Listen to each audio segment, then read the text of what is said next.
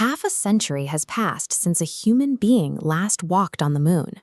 For 50 years, the lunar surface has sat undisturbed. But now, we are finally heading back to build a permanent settlement.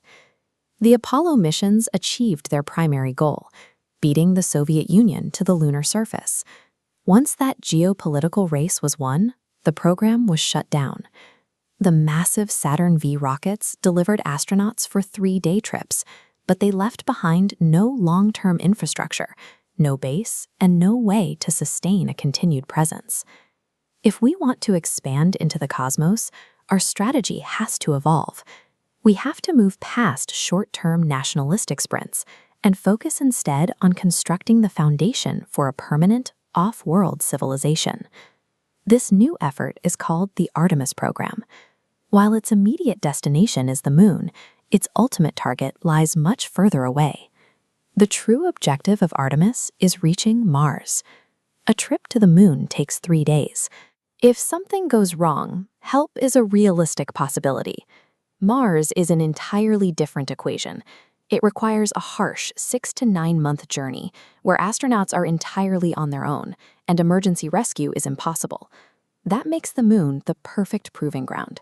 It provides a harsh, off-world sandbox right in our cosmic backyard. Here, we can test life support systems, habitats, and deep space survival technologies with a built-in safety net. Everything we need to survive on the red planet will first be refined in lunar dust. We simply cannot expect to endure the unforgiving environment of Mars if we haven't first learned how to survive on the moon. To get there safely, NASA designed a mission architecture based on cascading capability. Every launch in the Artemis sequence serves as the required structural foundation for the next. Artemis I proved the massive new rocket could fly and tested a heat shield against 5,000-degree re-entry temperatures, all without a crew. Artemis II will follow by putting 4 astronauts into a lunar flyby, sending humans out to witness an Earthrise from the moon's orbit for the first time in 5 decades. That clears the way for Artemis III, the mission that will actually return humans to the lunar surface. 2 astronauts will descend, marking the historical arrival of the first woman and the first person of color to walk on the moon. Apollo relied on high-risk sprints. Artemis is a deliberate staircase, designed so that once we establish a foothold in space, humanity never retreats again. Pushing these massive payloads out of Earth's gravity requires immense brute force power. NASA's Space Launch System, or SLS, provides exactly that. It represents a traditional government-led approach to rocketry, highly reliable, incredibly powerful, and entirely single-use. But getting off Earth is only half the equation. To ferry astronauts from lunar orbit down to the surface, Artemis relies on SpaceX's Starship. This sleek vehicle operates on a completely different philosophy. It is fully reusable, acting as an orbital elevator between the capsule and the ground. The crew themselves will live inside the Orion capsule during their orbital transit. Orion operates as a robust, closed-loop life support habitat that recycles 90%. These new suits are modular and flexible, allowing astronauts to easily squat, bend, and conduct complex geological science. Surviving the hostility of the lunar environment demands exactly this kind of partnership. It requires merging the heavy, reliable infrastructure of government agencies with the rapid, agile innovation found in the private sector. The Apollo missions landed safely near the moon's flat, well-lit equator. Artemis is targeting an entirely different and far more hostile region, the lunar South Pole. The terrain here is rugged, defined by craters where sunlight hasn't reached in billions of years. Because these shadows have remained undisturbed for eons, they serve as pristine chemical records of comet impacts and the early solar system that have long since been erased on Earth.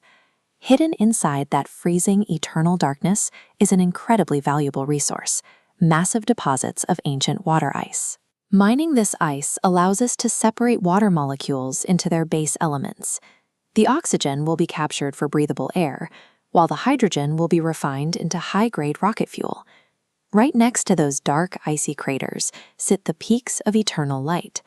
Because of their high elevation on the crater rims, these peaks are almost constantly bathed in sunshine, providing the perfect location to set up solar arrays for continuous power generation. The South Pole offers the necessary combination of abundant fuel and endless energy.